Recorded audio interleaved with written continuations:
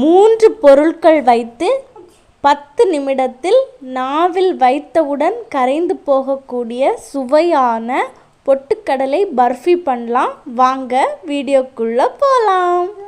2½ cup பொட்டுக்கடலை, 1 ஏலக்காய், அரை கப்பு சீனி, இவ்வளோத்தையும் நல்லா பொடி பண்ணி எடுத்து வச்சிடலாம். முதல்லையே நம்ம ஒரு பாத்திரத்தில் நெய் தடவி ரெடி பண்ணி வச்சிடலாம். அடுப்பில் கடாய் வச்சு கடாய் நல்லா சூடானதுக்கப்புறம் நெய் விட்டு நெய் நல்லா உருகி சூடானதுக்கப்புறம் நம்ம பொடி பண்ணி வச்சுருக்க பொட்டுக்கடலையை எடுத்து இதில் தட்டி நல்லா கிண்டி விட்டுக்கிட்டே இருங்க. அடுப்பு ஸ்லிம்மில் தான் இருக்கணும். தொடர்ந்து கிண்டி விட்டுக்கிட்டே இருங்க.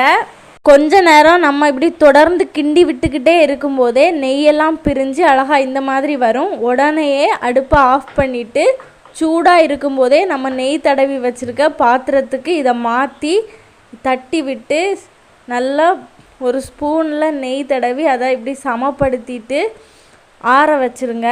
உங்களுக்கு முந்திரி பருப்பு ஏதாவது இருந்துச்சு போடணும் அப்படின்னு உங்களுக்கு விருப்பம் இருந்தால் அதையும் போட்டு இதை அப்படியே ஆற வச்சுருங்க.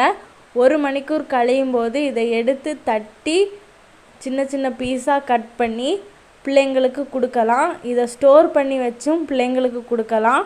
கெட்டு போகாது, ஆரோக்கியமாகவும் இருக்கும், சுவையாகவும் இருக்கும். இதை செஞ்சு பார்த்துட்டு நம்ம சேனலுக்கு லைக் பண்ணுங்கள், ஷேர் பண்ணுங்கள், கமெண்ட் பண்ணுங்கள், சப்ஸ்கிரைப் பண்ணுங்கள், மறக்காமல் பெல் ஐக்கானை கிளிக் பண்ணுங்கள்.